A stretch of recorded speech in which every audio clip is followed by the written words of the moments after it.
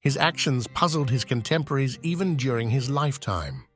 Then, biographers and historians guessed and continue to puzzle over the motives of his actions. Having established an absolute monarchy in the empire, Diocletian did not use the fruits of his labors.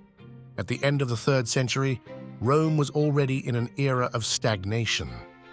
Conquests ended, from all sides of it attacked by barbarians. The provinces announced the separation. In Britain and Egypt, the power seized separatists. A universal end seemed to be coming. Diocletian at this time held the position of protector domestics, the personal guard of the Emperor Carus.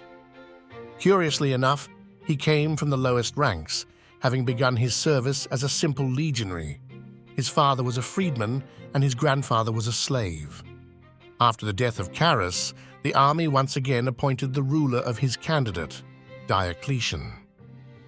Having pacified the competitors, he showed them unusual for that time leniency, even left them in important positions. Then he began to restore order in the state, rushed from end to end of the country, from border to border, and he realized that he could not cope alone. So he divided the empire into 4 parts, and then appointed his loyal friends Maximian, Constantius, and Galerius, co-rulers of these areas, but the supreme leadership left to himself. By common efforts, they were able to strengthen the frontiers.